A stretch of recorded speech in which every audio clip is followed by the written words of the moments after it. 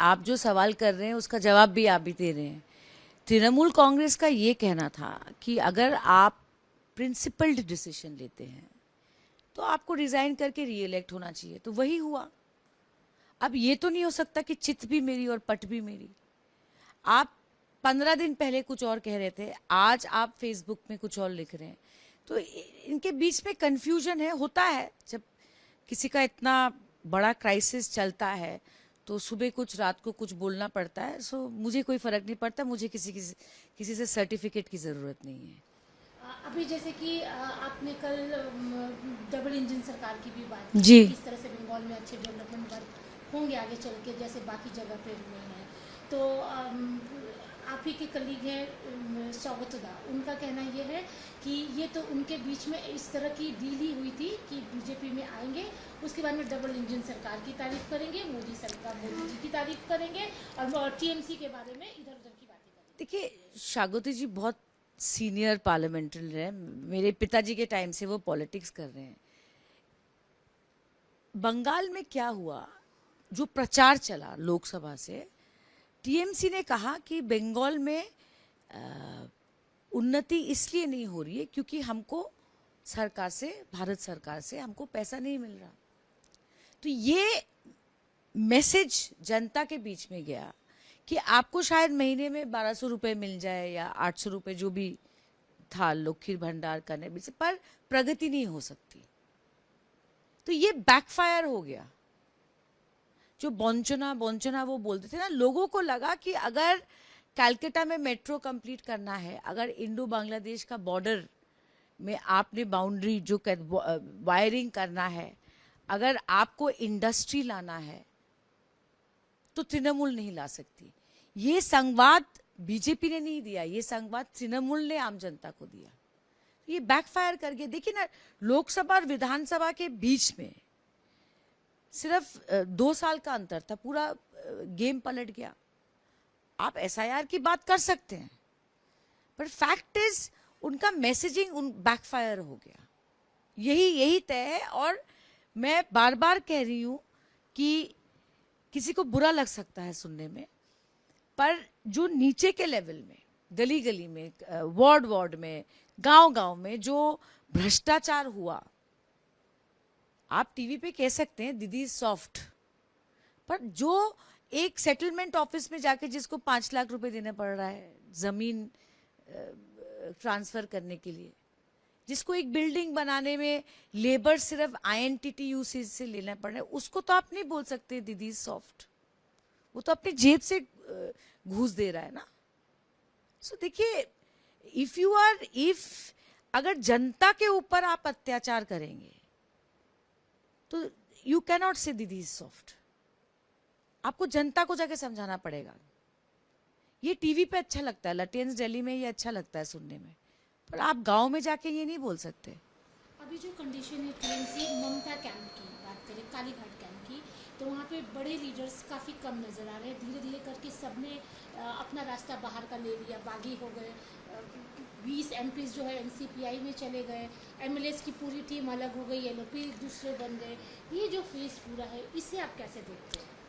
देखिए, दीदी के साथ बड़ा लीडर कौन है, छोटा लीडर कौन है, वो फर्क नहीं पड़ता, पर एक ही सवाल है कि दीदी के साथ मास लीडर कौन है। दीदी खुद मास लीडर है। शोमिकदा ने एक इंटरव्यू में बोला था ना कि दीदी एकदम जमीन से उठ के आए हैं। ये तो सब मानते हैं, इतिहास गवाह है। दीदी के दाएं तरफ और दीदी के बाएं तरफ आज जो लोग चैनल्स पे बोल रहे हैं, उनकी मास फॉलोइंग क्या है। वो तो खुद कह रहे हैं कि हम सब रबर स्टैंप है, लोग तो दीदी को वोट देते हैं, मेरा खुद का परिवार मुझे वोट नहीं देगा अगर दीदी नहीं होंगे। तो ये लोग मास लीडर हैं क्या? जनता के बीच में इनकी फॉलोइंग है क्या? प्रॉब्लम वहां है। और बीजेपी जो बंगाल में उठ के आई है, जो अपना खून पसीना डाल के, जो भारतीय जनता पार्टी अभी बंगाल में आए हैं, जो शुभेंदु दा है, जो शोमिक दा है, they are grass root leaders. तो प्रॉब्लम वहां है। देखिए, इलेक्शन में हार जीत रहता है, कोई बड़ी बात नहीं है। कोई पार्टी हार जाए तो क्या हुआ, डजंट मैटर। बीजेपी भी बहुत इलेक्शन हारी है। मतलब आजादी के बाद बीजेपी बहुत इलेक्शन हारी है, हार जीत कोई बड़ी बात नहीं होती लोकतंत्र में, पर सवाल ये होता है कि किसका ग्रास रूट पे एक्सेप्टेंस है और नहीं है, उससे एक पार्टी बनता है, यही बात है। ममता बनर्जी एक मास लीडर है, ग्रास रूट की लेवल की लीडर है, सही बात है ये, लेकिन जब देखा गया हार गई वो, पहली बात तो उन्होंने अपनी हार को स्वीकार नहीं किया, दूसरी बात कुछ ही दिन के बाद ही वहाँ पे फलता का एक बाई इलेक्शन हुआ, वहाँ भी टीएमसी स्टैंड नहीं कर पाई, कोई लीडर वहाँ नहीं गया कि चलो इस सिंबल पे हम लड़ेंगे। देखिए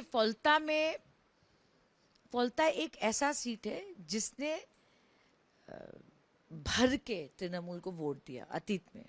आप पिछला इलेक्शन कोई भी देखिए, आज सिंबल पे लड़ाई हो रही है कि घास फूल जो बोलते हैं, ग्रास और फ्लावर, उसको लेकर एक ईसीआई के सामने दो पक्ष मांग रहे हैं, ठीक है। अब सवाल ये होता है कि जो वहाँ के कैंडिडेट थे, मैं उनका नाम भूल रही हूँ, जो पुष्पा बोलते थे खुद को, वो भाग गए, पर सिंबल तो मशीन पे था ना। आप कह रहे हैं कि जहां दीदी खड़े हो जाते हैं वहीं तृणमूल है, तो कैंडिडेट का इज अ रबर स्टैम्प। तो कांग्रेस फलता में गई, सीपीएम वाले गए, शुभेंदु जी वहां गए, लड़े, वोट किसको क्या मिला वो लोकतंत्र में होता है। एक ही पार्टी है जिसका सिंबल मशीन में था, एक कोई लीडर नहीं गया, कोई वर्कर नहीं गया। तो आप बताइए ना, वो सिंबल तो था ना ईवीएम मशीन में, अब तो सिंबल का लड़ाई है। तो उस सिंबल, जब वो सिंबल ईवीएम मशीन में फलता में था, आप लोग क्यों नहीं गए, उसका जवाब दीजिए। आप लोग बाई इलेक्शन मांग रहे हैं, आप लोग लोकसभा के सांसदों को कह रही है आप लोग रिजाइन करिए और बाई इलेक्शन में जाइए। तो आप पहले ये जवाब दीजिए कि रीपोल में आप लोग क्यों नहीं गए। जनता को बोलिए ना, फलता के लोगों को बोलिए ना, आप लोग क्यों नहीं गए। क्या गारंटी है कि अगर 20 सीटों में कल चुनाव हुआ 6 महीने के अंदर, कि तृणमूल का कोई लीडर जाएगा क्या, कोई गारंटी है क्या। तो देखिए, एक तरफा बोलना ठीक नहीं है। आप अपनी गलतियों को जब तक नहीं समझेंगे, आप इस पार्टी को वापस नहीं ला सकते, मेरा ये मानना है।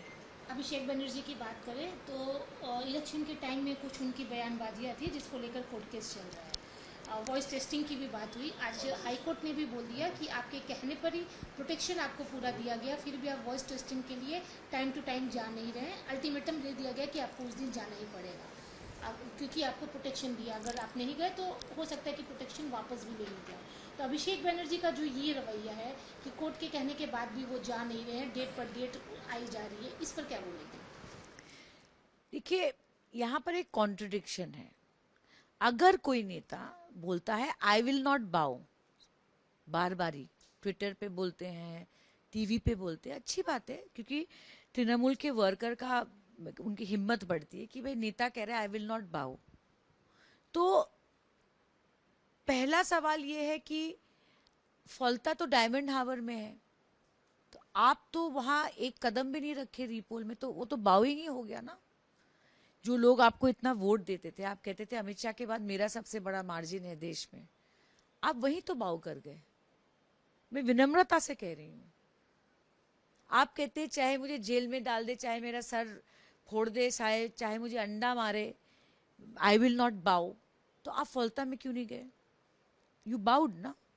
और देखिए, जो मैटर सब जुडिस है, वॉइस रिकॉर्डिंग है, जो भी है, अगर आपने कुछ कहा है तो पूरी दुनिया, हमने भी वाह वाह की, तब मैं भी तृणमूल में थी, मैंने भी उसको कोट ट्वीट किया कि वाह हमारे लीडर इतने, वो एक पिक्चर थी ना हिम्मत वाला।